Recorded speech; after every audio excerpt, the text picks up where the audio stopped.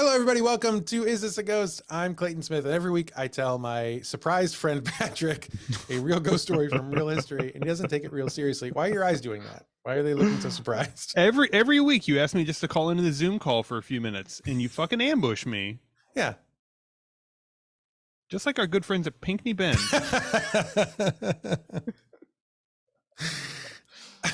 I just thought after more than a year you'd have picked up on the pattern, but Not very smart. I mean, I'm just happy someone wants to talk. Really, yeah, it's great. Let's be honest. Yeah, we don't talk much, and we see each other so rarely. Yeah. What have your last few days been like? Pretty quiet. I didn't really see anybody that I liked. Well, that is hurtful. Clayton and I just came off of a 3-day bender in Milwaukee and parts of Chicago. So Yeah. got to see some good baseball. Got to see some very bad baseball. Yeah, mostly bad baseball. Some yeah. good baseball. Yeah, got to drink a lot of really, really good beer though. That's not true. much bad beer. Yeah, Yeah. just good beer. The bad beer was at the ballparks, Yeah, and that was mostly me. You did a good job of not drinking that mostly. Yeah, well, it was only $14 for bad beer, so I felt like it was a steal. Yeah, it's a pretty good deal. Yeah, Milwaukee was great. Got some good beers in that place, and then in Chicago we went to Reggie's Rock Club. Great place, good brunch. Man. Definitely top 5 place in Chicago. What a time. Coolest, nicest people. One of the best places to go for big shows, for small shows, for shows where the security guard gets knocked out by a boot thrown from the stage. Yeah, I'd never heard that story before. That was new. That was a new one. Yeah, for me. That's good. And the first time I ever went to Reggie's was with you many years ago, and we saw the band. Well, the band we were there to see was the Ramones cover band. Yep. But the opener band was the Ruiners, who I have not a whole lot of memories of, but I do remember their lead singer wearing leather pants and no other clothes, and periodically throughout the show he would pull out a bottle of lighter fluid from his back pocket and squirt it all over the front of his pants and set himself on fire and let himself burn for a while until it got too hot, and then he would go and like pat it out with his hand, and that was it every time. It's like he didn't he was surprised that it would get too hot. Yeah, you had to try to put out the fire. I feel like the Ruiners were a band that really came about 10 years too early. Can you imagine them in the TikTok era? They would have been. God, they'd be everybody. So huge. I'd be lighting myself on fire for views right now. I mean, they'd be huge. We could put this show on TikTok, and you could do that. I'll think about it. But yeah, so it was a good time. Yeah, I enjoyed most of it. I did not enjoy as much of the train time as I thought I would. Well, you read a lot. That was nice. I did read a lot. Yeah, I did not throw up even one time, or even really want to throw up at any point. Usually, I always want to throw up on the trips. Yeah, this time I didn't even want to. Yeah, so. We're maturing, is what that means for us. We've been doing. Did you feel the same, or did you actually want to? Throw up I've never wanted to throw up. The only time I got close to maybe thinking about wanting to is when the train started going backward, but then I just changed my seat, and I was going forward, and that was great. That was like after I took the shot of Malort and I looked up and I thought, oh no, everything's moving without me moving now. That's not good. I did make you take your first shot of Malort. What do you think about Malort? Oh boy. I'm trying to think of how I described it. It was, oh gosh. I'm so mad that I meant to take a video of you drinking it and I didn't. And I wish I would have. You made the exact right Malort face. I'm just asking a lot of internal questions, but what is this? Why did I do this? Yeah. Why have I done any of this? It did have kind of an absinthe type taste to it, but yeah, just all together negative. Just negative marks across the board. Wouldn't do it again. It's no Pinckney Bend. Yeah. No, it's definitely no Pinckney Bend. No. Although if Pinckney Bend decided to come out with a Malort, I would try it. Oh, I'd definitely try it. They'd give us a free bottle of it, After so I'd try anything. Free, obviously. Yeah, of course, yeah. Tara, if you're listening, have you tried making anything with wormwood? I know it's usually reserved for witches, but let me tell you, Chicago has really cornered the market of terrible, awful, not good liquors with wormwood, and you could steal that. Yeah, Tara, you could it is get in there. So ripe for stealing. Oh, it's bad. What else? Gosh, what else? That was it. You're caught up.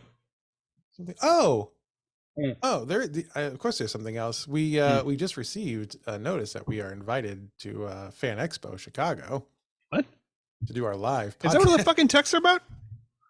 God damn it! I wondered why you didn't respond with more panic in your voice. So you gotta decide. And hey, if you don't want to do it, I'm on board with either way.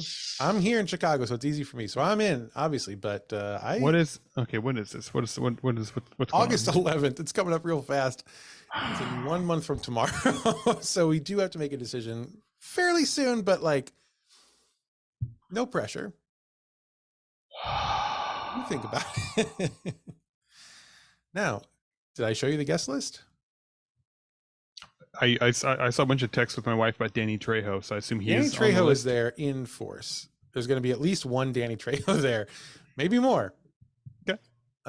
So that's the important thing. But also, basically, almost the entire cast of Back to the Future will be there.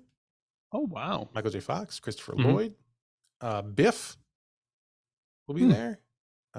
Some other folks. Who else? Sam Raimi. Sam Raimi's going to be there. Wow, he likes ghosts, right? Like he loves ghosts, ghosts, ghouls, very mean trees. He's a. That's right. It's not impossible that we could option our podcast to Sam Raimi on this weekend. Mm-hmm. Andy Serkis. Oh, I like him. Mm-hmm. Yeah. Mm-hmm. Who else? I especially like whenever he decided to not allow his face to be on camera anymore. I think that's a really good choice of his. That was a good choice. Although he did allow it on for the Marvel Black Panther, which is he was especially grotesque in there. So yeah, kind of fit. All the rest of the stuff they're like, oh no, you're actually too grotesque to be a huge gorilla. I'm sorry. But surprisingly, you move very Gollum-like, and we like that. So yeah, I do like that. But you are too ugly to play gorilla. So I'm very sorry. From now on, motion capture only for you, sir. Yeah, gotta wear this green hood over your head. But you've got a face for mocap, as they say. And I don't want to get distracted here because it's National Lampoon folks. So Chevy Chase will be there. Randy Quaid has been allowed back into the country. He's going to be there. Quaid is alive? You kidding me? Yeah, he's gone down a whole. He's been on a real journey the last several years, but he'll be there. I thought he flew into that spaceship. It might have been better for all of us. We did. Lee Thompson will be there as part of the Back to the Future crew. That's fun. Ooh, okay. Peter Weller. Ooh, I know who that is. Who's that? RoboCop. RoboCop is going to be there. And he was in. He was in 24. He was in some episode, some season 24. Pretty sure. Who else? Henry Winkler, the Fonz. Oh, we were just in the Fonz's old stomping grounds there, weren't we? We went to the baseball game where the old guy stood up a few rows ahead of us and asked the younger people behind him, "Who do I look like? Hey, who do I look like?" And they were like, "I don't know, man." Yeah, no, come on, who do I look like? And they had no answers for him. And then he informed them that he looked like Henry Winkler. And he did not look like Henry Winkler. He did not look like. He did not look like it. No. I'm trying to remember who we decided he did look like. It was not Henry Winkler. I like if you look at the Fan Expo website. So you'll see it'll say like Randy Quaid, and then underneath it says National Lampoon, right? The thing you know him from. Mm-hmm. Right. Christy Brinkley, National Lampoon's Vacation. Christy. Yeah, Christy. Oh yeah. By the way, Christy Brinkley will be there. Danny Trejo, Machete, and if you look under Henry Winkler, it says Henry Winkler, Hollywood legend. Ah, okay. Which is accurate. Nothing good then. Henry Winkler, Weezer video. Anyway, so it's a big deal, and we could be a big deal too on a Friday afternoon. If think about it. I'll check my calendar. I know you like your job. You like to go to work. It feels booked. It smells booked. It seems booked. Yeah. But we'll check it. Yeah, let me know. Okay. And let our listeners know. Yeah. Let all three of our listeners here know if we're gonna go. Oh boy. And I think that's all I got. You have anything else? Any other pre-show important stuff? No. Absolutely not. No. I have been moving rapidly, fixing and cleaning and cooking and discussing and whatnot since 5:15 this morning. So No, nothing interesting today. Would you like to hear a ghost story? I would love to hear a ghost story. Is it a real one? Of course, it's a real one. They're all real ones. Yeah, the last one's kind of bullshit. Okay. Which one was last? No, that's not true. How dare you? You had to think, though. You had to think. I did have what to was think. The last one? Hang on, what was the last one? Was it kind of bullshit? No. Some of them. I'll give you some of them. There have been some in the past. Last one was not one. David Blasco, absolutely not. Man's a legend. Yeah. And probably a real ghost. So this week, I have a very good ghost story for you. And it starts with a man named Adolf Staab, who went by the name of Abraham. Yeah, that's kind of a name you want to change pretty quick, to be honest with you. Well, I mean now. Yeah. What year? What years old is Mr. Staab? When is he from? He's born in 1839. Okay, so he didn't. All right, so yeah. But he had a premonition. He knew. He was like, I don't. Something about this name feels a little off. I don't know what it is, but what is the opposite of that name? I think it's Abraham. I want to really lean into the exact opposite. So he's born in 1839 in the Westphalia region of Germany. Do you know where Westphalia is? You're a big German. Westphalia. Westphalia. Oh, I'm sorry. Do you know where Westphalia is? I do not.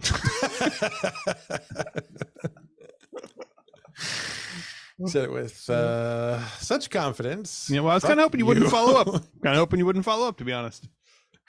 When he was, I think it's in the Northwest. Okay. Region. And when Abraham was just 17 years old, he left Germany and headed to New York City. It's a bit of a jump. Yeah, a little bit. They don't speak German there. Not many people know. No. That's going to be important later, as we'll find out. Now, he quickly realized that New York City living was hard living, but there was money to be made out in the wild American West. Okay. So New York's kind of a jumping off point here. Yeah. Gets to New York. He's like, this is not great. Everyone throws their poop out the window here. I really don't think I want to live here anymore. Daniel Day-Lewis is running around here. He's oopsie daisy. Very scary guy. Yeah. So he realized, he's going to go out west to the Wild West, and he packs up his very few belongings and he heads out. And he goes out west and he ends up joining his brother. I'm so tempted to ask you to guess his brother's name. There's no, I mean, I would give you $1 million if you can guess it. I'll even tell you what it starts with. It's a Z. I'm going to go with. So far, so good. Zebeker. No. Not even close. Well. Zadok. Okay. Zadoc. Okay. So he joins his brother Zadok. And they work for their cousins, the Spiegelbergs. And the Spiegelbergs work in Santa Fe, New Mexico. Wow. So he left New York and was like, okay, what's the opposite corner of this fucking country? Yeah, so he goes as far as he can. Yeah. Now, the Spiegelbergs were the first Ashkenazi Jewish settlers in Santa Fe. Okay. So there's not a lot of Germans there and not a lot of Jews there. In fact, there are no other Germans there and no other Jews there. So the trendsetters moved out west. That's right. So the brothers worked for the Spiegelbergs for a while. And then in 1859, they decide to strike out on their own and they open up their own dry goods store right on the plaza. You ever been to Santa Fe? I don't. No, I have not. No. Okay. The plaza is still there. It's like the kind of downtown square. It's, it's a plaza. You've seen, you know what plazas are. Yeah, it's a big open place. Things are there. Yeah, I'm familiar. It's like a town square. And Santa Fe now, if you go there, like all the buildings are still very like Adobe. Like they do a really good job of making everything look like it's very old. They're really into heritage and stuff. And they're trying to keep the heritage of this time going. So this is when like Santa Fe is starting to kind of get big. So they opened up their own dry goods store in the plaza. So now they're merchants. Abraham, the way it would work is Abraham and his brother, they would buy all these dry goods in St. Louis. Oh, okay. Probably heard of St. Louis. Yeah, I'm familiar with the place. And then they would drive them all the way out to Santa Fe along the Santa Fe Trail. They would get to Santa Fe and then they would sell them at just an extraordinary markup, I assume. Yeah. So they bring all these. So it's a lot of like Prevel. My next note is it's a lot of toasted ravioli, Provel cheese. Damn it! I'm so sorry. I'm sorry. No, this is perfect. We're so. You need some of your jokes first, so I don't make them before you. No, you need your. My jokes are here to be backup. If you're. That's fair. If I don't hit them first. Yeah, so you get in there quick.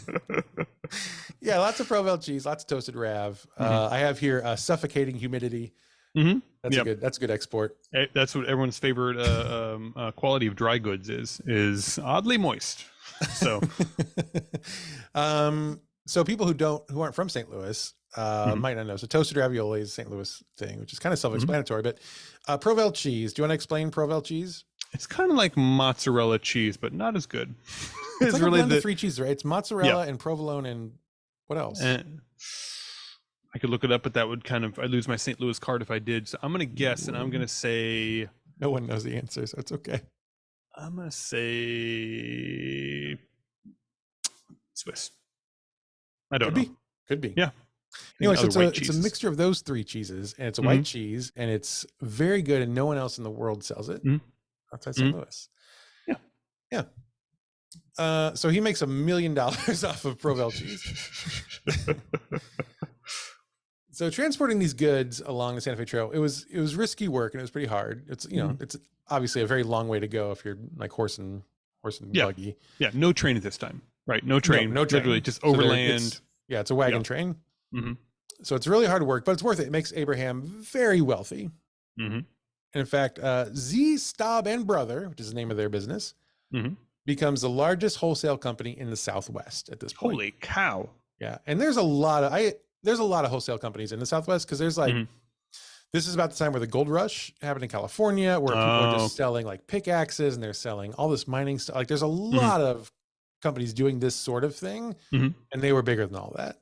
Wow. Okay, so that's a big deal. So Abraham's got a good business. He's got good money, but there's one thing he doesn't have yet. What's that? A woman? A good wife. That's right. Okay, fair enough. And all the American women are whores. So he tells his brother, "I'll be right back," and he sets sail to Germany. He goes you gotta be kidding me. He goes all the way home back to Germany. Gotta get mom's blessing, I would imagine. Yeah, and I think too what was happening is again, there are very few Jewish women out west. Ashkenazi Jew, I would they're it's a very notoriously picky. Yeah. That's of course. Yeah. We're very careful about the way that we word this. Very devout. So I assume he also would like to marry someone of similar devotion. Sure. Not finding that in America, probably in anywhere. Santa Fe. Yeah, I can't imagine. Santa Fe, definitely not. Yeah. He probably could have, if he'd stayed in New York, he might have been able to find someone there. Yeah. It's probably like his cousins, his brother, the singing boy from Newsies, and that's probably about it, right? That's it. And he's like, I should arise and seize the day. I'm gonna go back to Germany. Thank you, Christian Bale, for Santa Fe. So he does. So he goes back, and so he goes like Germany. He pushes the easy button basically, and goes back to where he's from, which are it's full of appropriate mates. I guess is like David Attenborough or something. Yeah. He returns to the tree. Now his family back in Germany was like, totally come back. We have a very good wife for you. Her name is Julia Schuster. Julia was only 5 years younger than Abraham, which I feel like is pretty good. Like back then, yeah, absolutely. Yeah. So it's a good match already. She was also born and raised in Westphalia. Is that right? Yeah, Westphalia. So their families already knew each other, and Julia's family was also pretty wealthy. Okay, which is nice. So he like brought back all these pickaxes and stuff, and he's not impressing anybody. Right? No, they were like, what are we gonna do with this? It's Germany. There's no gold here. There's only what's Germany famous? It's only forest. There's only forest, beer, chocolates. There's only beer here. Yeah. Can't mine beer with pickaxes. Not the way Pickney Bend sometimes mines gin from the earth, as we've discussed in the past. So the Staubs proposed the idea of marrying Julia Schuster, and the Schusters are like, absolutely. He's wealthy. He's in America. Yes, please. This is great. Mhm. So they marry off their daughter, Julia Schuster. Now, Julia was born in Lugde, Mhm. Lugde, and the U has an umlaut. And the E has an umlaut? No, the U has an umlaut. Lugde. Lügde. Lugde. Lütke. Okay, that's where she was born. Okay. She was rather small. She was under 5 feet tall, and described as a delicate but pretty woman. Okay. Yeah. And Abraham and Julia, they were like, yep, this checks out. Let's do it. They didn't have much choice, I think, or Julia didn't have much at least. And so they were married on December 25th, 1865. Christmas Day. Happy birthday, baby Jesus. Mm-hmm. We're gonna bone. I assume is what they did that night. This is nice actually, because Abraham gets to come home. Like, he gets the Christmas trip out of the way and also a wife. Yeah. Mom's happy on both accounts. You can probably skip next year's Christmas at that point. Oh, I would assume so. Honestly, yeah, absolutely. So. Yeah. As soon as the wedding is over, everyone was like, all right, let's go. And they sailed back to America. So Julia's now, she's on her way to a new world. To the other side of the earth. Like, yes. Pretty much literally. Yeah. Yep. So they get back to New York and they make the trip. So it's a trip. There's a train for a little while, but mostly it's wagon train. It's like a train to St. Louis, and then you're on a wagon for, and you're going over the Rocky Mountains. Like, it's not an easy, fun, good trip. Sure.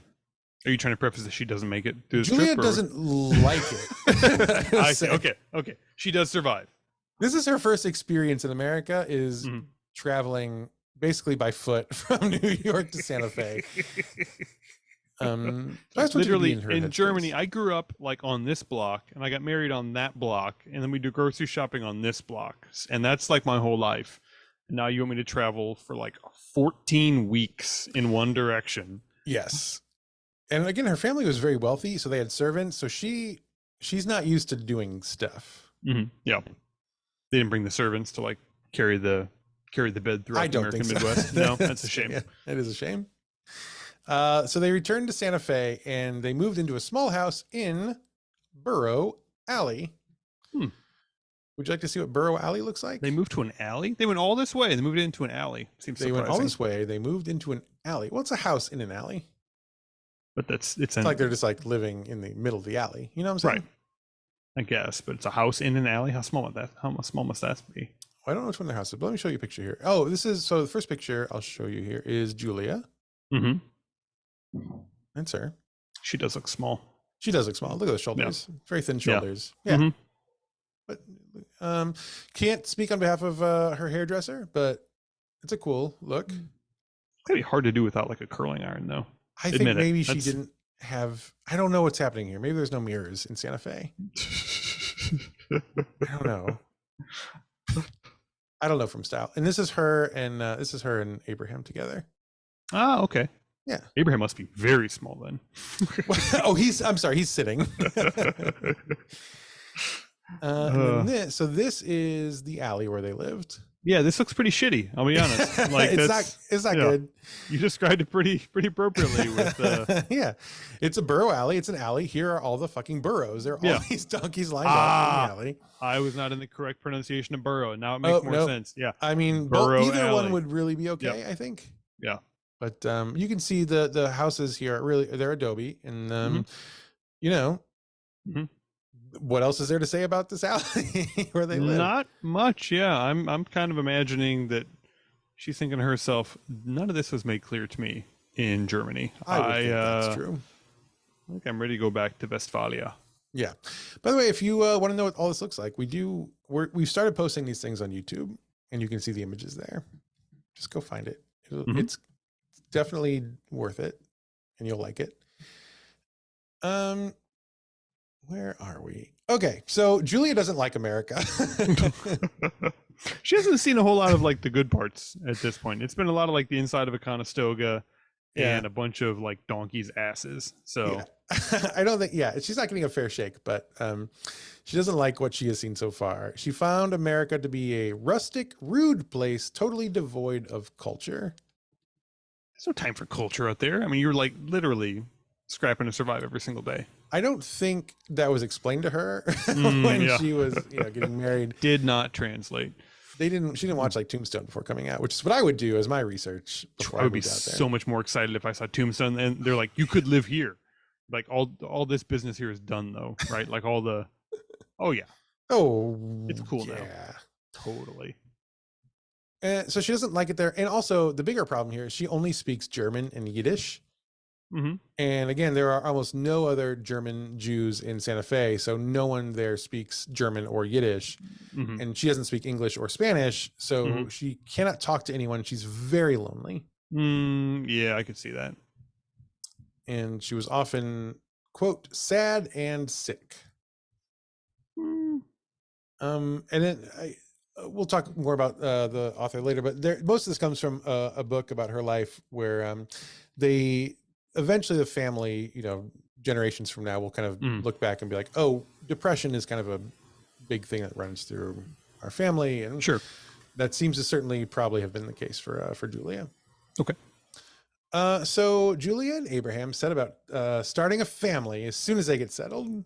Sure, of course, yeah. That's what you do. Gotta do something. It's boring shit out there. Yep. So they start having children, and they're very good at it. They have one child. They have a second child. They have a third child. They have a fourth child. Okay, and this keeps going on. This keeps going on. And all these kids are in great shape. None of them are dying, which is very rare. They have a lot of money. It's the desert. Like, what's the worst thing that can happen? Yes, it is certainly helpful that they are wealthy. Although they live in Burrow Alley, which I don't quite get why they live there, because they do have a lot of money. But it's also it's like Santa Fe in like the 1860s. So yeah, it's just a lot of sand in every direction. Like, that probably is the nice area. But as they start filling the house with all these children, they're like, well, we need a bigger house. Now, like I said, so Abraham, as we've been discussing, quite wealthy, and he sees this as an opportunity to kind of kill two birds with one stone. Like, on the one hand, they need a bigger house because there are so many children now. And also he recognizes that Julia is very sad. And he thinks, well, if I can build her a house that is a big, grand house, the kind of thing that she's accustomed to, having grown up in wealth, like that might help relieve some of the sadness. Makes sense. Yeah. Which is a good, the rationalization is like, why are you so sad? We're rich. Yeah. which I think makes a lot of sense. Yeah. So he builds a beautiful new gigantic home, and it's the first one of its kind in Santa Fe. And he chooses a site a few blocks off the main plaza on Palace Avenue, and he builds a house. And the house he builds is a French Second Empire style house. Okay. Yeah. With the French Second Empire being... Well, you're a student of architecture. Do you want to tell us what a French Second Empire style house is? The Second Empire was that was Napoleon. So that would be everyone had to wear funny hats in those houses. So that's what the Second Empire houses. Did the house itself have to wear funny hats, or it actually was shaped like the funny hat with like the tall part and then the two little? But it was parts. very short. A very short house, a half-story house. Yep. And then whenever you walked up to the front door, you had to actually stick your hand through the front door and then actually close the door on it. So that was actually the Napoleon style. That's actually exactly right. Oh, see. Head nuts. I'm pretty impressed with myself. No, the French Second Empire style. So you have one very small part of it, right? Yeah.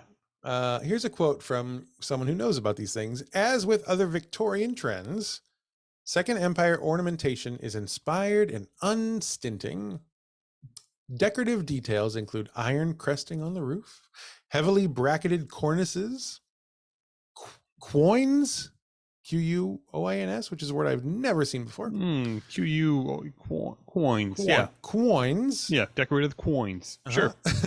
Coins. Hey, get some coins up there. And balustrades. The general effect is monumental and ornate, appropriate to the style's Napoleonic roots. Oh, interesting. So pretty much exactly what I said. Basically, you did it. It was a brick structure, which was uncommon for Santa Fe. Again, every other building is adobe at this point. It's, mud and straw. But they use bricks. It's 3 stories tall. which is 2 stories taller than any other building in town. Yeah, if you're the guy trying to build a mud house that's 2 stories tall, you probably. Why does this keep slipping down? Yeah.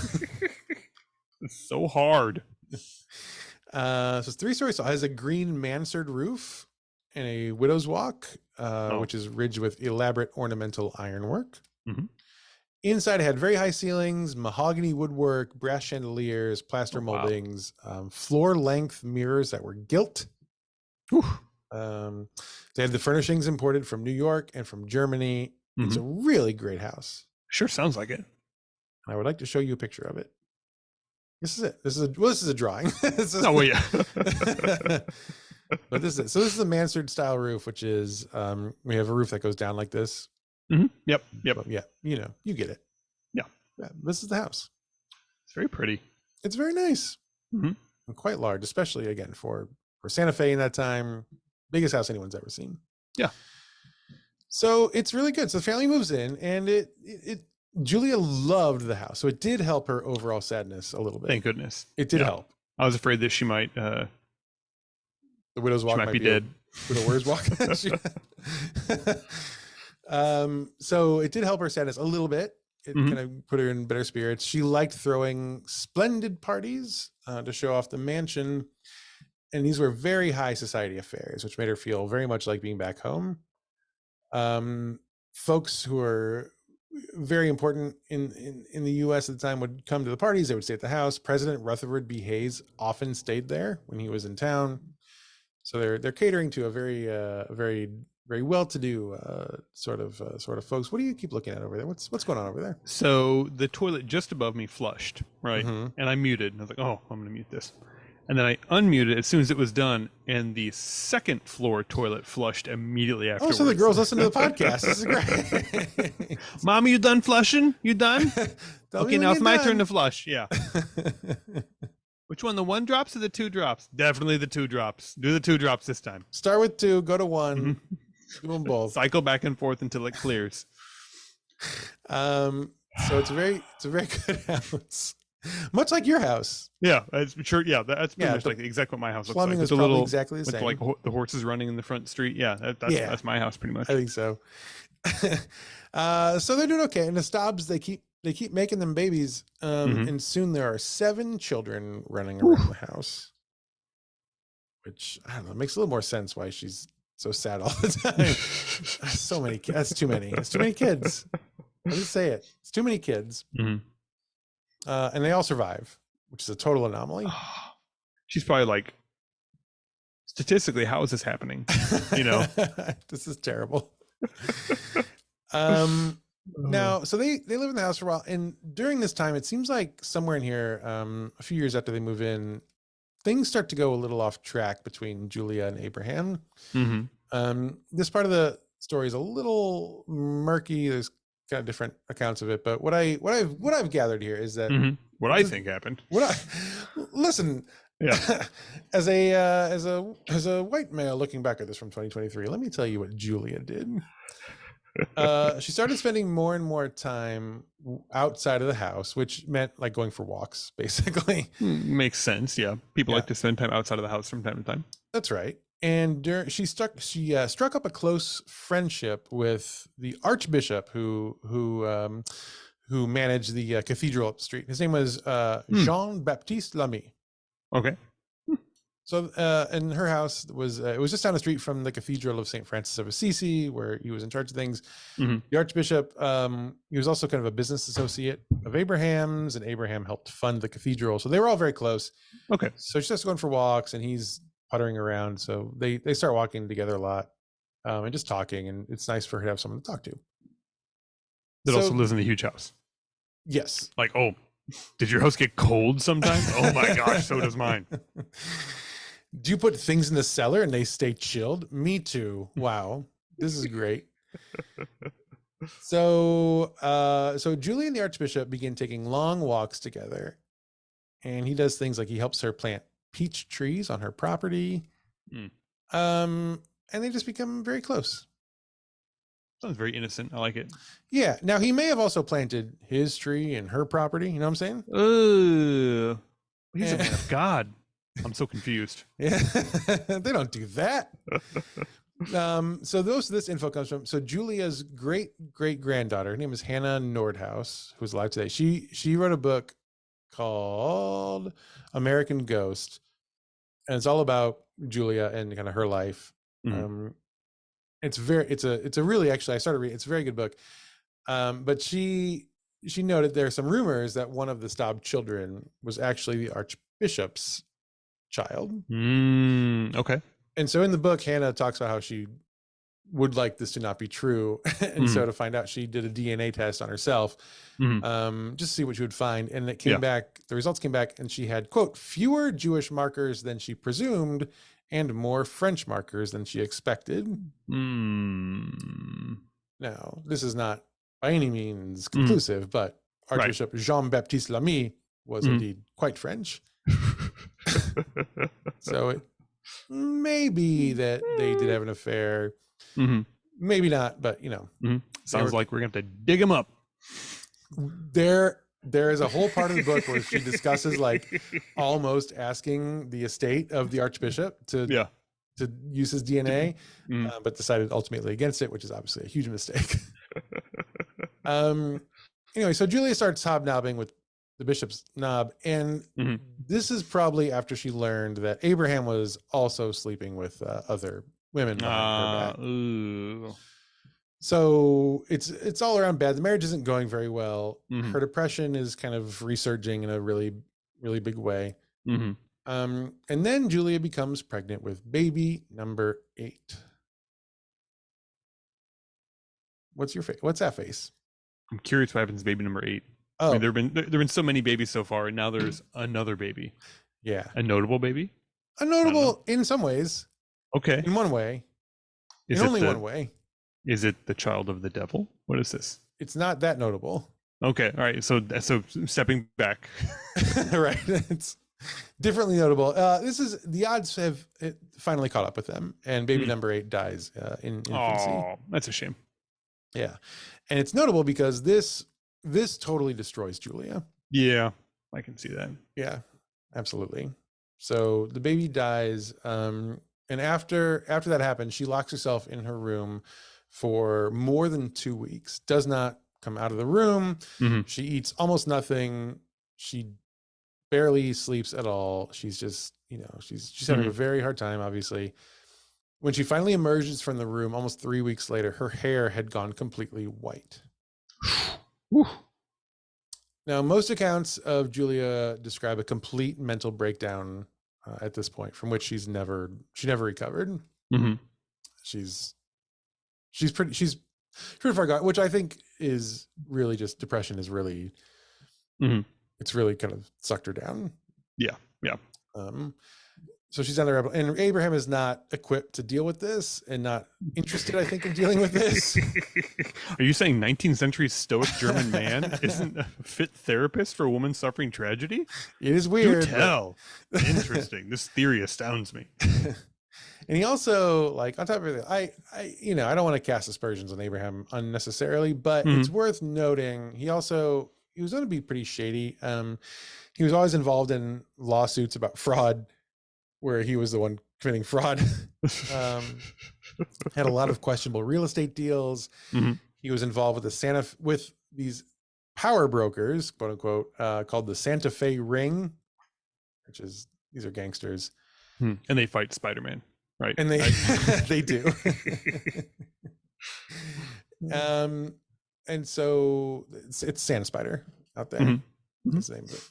But for most of the records, the story suggests that. So Abraham has a pretty bad temper, and then he was kind of embarrassed by Julia's breakdown. He's a big name in the town. He's got he's very wealthy. He's like a town founder, and he feels embarrassed by the fact that Julia's having a breakdown. So instead of helping her, he's like trying to hide her away. He doesn't want people to see her. What? Super healthy. That's really what you want to be doing at that point. It's going to be good for her in the end. We'll see. But I suffer in this room for a few more weeks. You need to wait till this gets out of your system. We've had stories like this before, and it usually goes pretty well. He obviously doesn't listen to the podcast because he would know. There's actually no ghosts in this story, so this is going to be great. Everyone turns out very well adjusted, and they all learned a lot about life and love and how to be better to each other. He doesn't want people to see her. She looks awful. And so he banishes her to her room, which is where she wants to be anyway, because again, she's pretty deep in it. So she goes to her room and she basically does not leave. She is very rarely seen by anyone outside of the house after this. My phone just fell out of my pocket and landed on the floor and made a big sound. There are some accounts that Abraham chained her to a radiator in her room so she couldn't leave, which may or may not be true. It's, you know, she doesn't want to leave. There's no point. Well, right. So either way, it doesn't really matter. You probably didn't have to. She does not leave in the room. She spends her entire waking hours crying. She's very miserable. It's very sad. And meanwhile, Abraham is like out pretending like nothing is wrong, and he's going to work, and he's carousing with other women, and he's just acting basically as if she doesn't exist. There are stories that say that after this went on for a while, that Abraham had enough and wanted to, quote, resume his powerful position and social standing in the community, so that he poisoned her. Okay. But it seems like what actually probably happened is Julia probably actually committed suicide by overdosing on laudanum. Okay. And so she died on May 14th, 1896 at the age of 52. So now Abraham, he follows and he dies in 1913. Not too long later, about 20 years later. The third floor of the mansion burned in a fire in the 20s. So it in 1920. So the third floor is gone. It becomes a 2-story house. Rather than fix this, I have a better, cheaper idea. Yes, we have a new roof. Yes, and so in 1930s, R.H. and Eulalia Nason, they buy the house. They do some renovation work. They do not build the 3rd story back. They demolish the smoking rubble of it. And they build a few Pueblo Revival style adobe casitas on the property. And they turn the whole place into a hotel. Okay. And it keeps growing throughout the years. So now today, it's a huge luxury hotel. Really? The bricks have been covered by mud stucco to give it the adobe feel. So it looks like it kind of matches, although it's, but I will show you some photos here. A 2-story mud hut? Well, probably nicer than that. You tell me. Oh, but this is the Archbishop. Okay.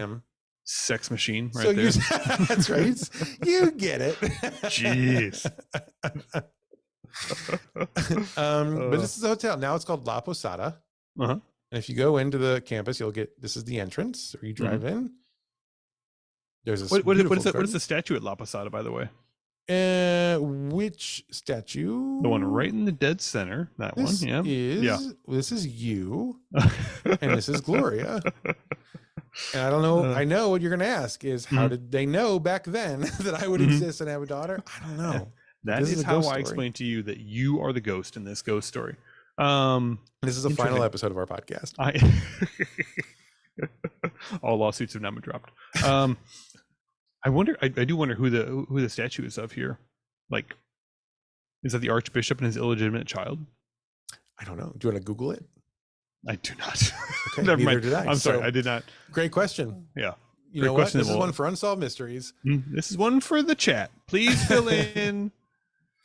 But then there's this garden with this fountain, which is very nice. Very nice. Yeah. There's this pool, not original. Yeah, I can imagine. Yeah, it's a very nice La Quinta Inn. I like this. Okay. Yeah, exactly. Here's one of the common rooms. Wow. So fireplace. You know, beautiful. It's all done up. This is one of the bedrooms. Look at these logs. It's very nice. Yeah, I like this a lot. Yeah. Yeah. So that's what it is today. And so they turn it into a hotel that obviously continues to exist, but it's, that was in like 1930. They're building on now. Only one of the buildings on the hotel campus is the original house. Like they've been building on other places obviously since, but the original house still stands. It's kind of the main hotel space. Like I said, it's called La Posada, which is Spanish for, do you know? You should know. Was that the La Posada is the Christmas thing, isn't it? I don't know. Your wife is the one who speaks so much Spanish. Isn't La Posada the like the Can't Google it. That's cheating. I hear you Googling it. That's cheating. The inn, of course, yes. Well, the inn. Is that right? I don't think so.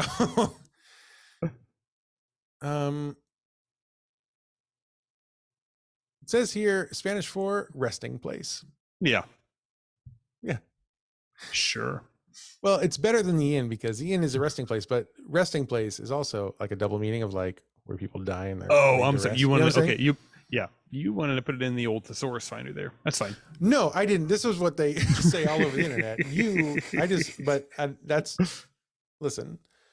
So one night in 1979, a hotel employee is cleaning one of the rooms when he looks up and sees a translucent woman with white hair and a black Victorian dress standing near the fireplace. And this employee said that the ghost had, quote, an aura of sadness. So, okay, put yourself in this employee's shoes. Mm-hmm. You look up, you see an honest to God fucking ghost. Very scary. Very, very scary. How much emotional investigation are you going to do of this ghost? Let's be perfectly honest. That's a good question. Done peeing your own pants and clawing the walls to get away from this thing that has just altered your version of reality, are you going to be like, and she looks kind of sad too? I'm really sure. These are fair questions. Yeah. I would say two things. Number one, the way I'm presenting it, I don't think is how it, like the pace with which it played out. Well, yeah, okay. But also it could speak to just how sad the ghost is, that you're like, God, you're so sad, and you run away. I think that's possible. I don't know. I think if you look up and you see a ghost, that is a very terrifying moment, right? Yeah. And I think you have fight or flight, obviously, and some people will run away, and some people will shoot at the ghost, obviously. Shoot the ghost. Yeah. And some people will just probably freeze in their tracks. What is that? That's got to be that's fight or flight or freeze is, I think, how it goes. I would say so. It also seems kind of like a low blow at the ghost. Like I imagine this is in the post sighting interview. Like, oh, so what did it look like? He's like, oh, it was a horrible dead floating ghoul, yada yada yada. And on top of all this, she looked a little sad. She she needed to smile a little bit more. That's what I yeah. This is a good example of an early time of a man telling a female ghost, maybe you should smile more. Yeah, and that's good advice. Then she ran a candlestick through his eye, and that was the end of it. So that happened, and then not long after that, a few days after that, a security guard saw the same woman wandering one of the hallways, and this man was properly scared, and he took off running and screaming. He did not do any sort of emotional analysis of said ghost. Not at all. Okay, did not review the aura. I think if I saw a ghost who was just standing there and kind of looking sad, I would be very scared. I don't think I would run away not because I don't want to run away, but because I think my thought in that moment is, if I run away, this ghost is going to run after me. But it's like a dinosaur in Jurassic Park. It's a very Jurassic Park reaction. Yes. You're like, this ghost's vision. Yeah. Based on ghost vision is based on movement. And if I don't move, this ghost won't eat me. And so I think I would just freeze and stay there. And then while I'm staying there looking at her, I would think, gosh, she's so sad looking. That's interesting. That would be me, I think. No, not me. I would be more afraid of running than not running. You would run?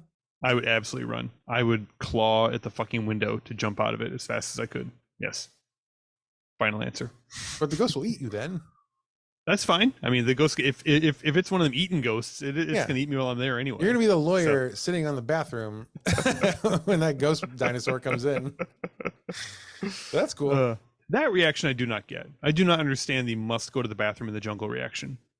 Like his pants are down in that scene, right? Yeah, like, he's going ready to the bathroom. He's ready to rock. Yeah. He is. Yeah, that is very confusing. Yeah, I understand. I guess going into the bathroom, if you think like this is a shelter, although I don't you might not really understand dinosaurs and their whole thing if you think that's going to save you. I don't believe at the beginning of the tour they give you a whole lot of pointers for what to do during a dinosaur escape. Right. Like, this dinosaur's vision is based on movement. This dinosaur will eat your ass in the bathroom, so you better stay out of it. Yeah. So it makes sense going in there, I think, but yeah, sitting there with his pants down. Yeah. I don't know if we talked to Michael Crichton about that. I know it's too late, but maybe we could summon him. I think it's a Spielberg interpretation. I think Spielberg read the original work and was like, no, this guy needs to have his hog out in this scene. I promise you. It's going to make it Steve. So much funnier.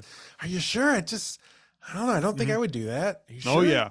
We're going to do this one full frontal. No, Steven. No. We can figure out a different way to do this. We want to maintain the PG-13, Steven. So that's what this is like. What is like? I don't know. Okay, so this is when the hauntings really get going.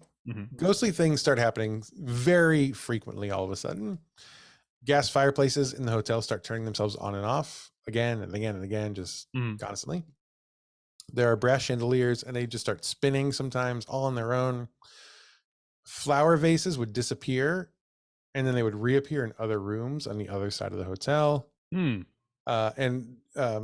Horticulture was one of Julia's hobbies, so she would do a lot of flowers and things. One evening in the bar in the hotel, all the glasses on one shelf flew off and smashed to the floor. Okay.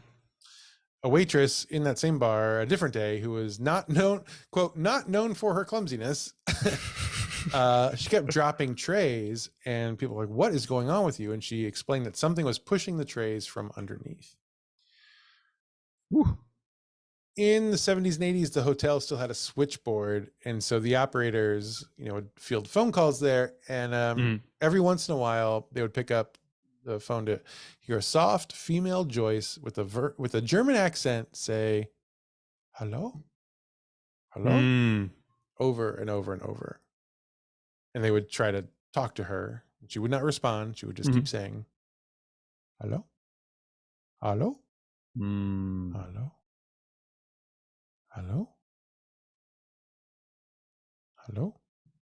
I'm glad we're getting back into the ASMR podcast. I really appreciate this. Hello? Let's see. What else? Now you have to leave the whole intro in now because that joke makes no fucking sense. I'm going to work it in. Not only have to leave it in, but I have to cut it out of when we started talking before the podcast and then find a way to slip it in. I don't envy the editors for this episode because this is Thank you. Kind of a mess. Guests can sometimes hear people dancing on the third floor ballroom, which is surprising to them because, again, there is no third floor. It burned up. It doesn't exist. But you can hear people dancing on the roof above you. But the most activity happens in a room on the second floor, Suite 100. It's a large room with an antique canopy bed. And in this room, guests have reported their blankets being ripped off in the middle of the night, disembodied breathing.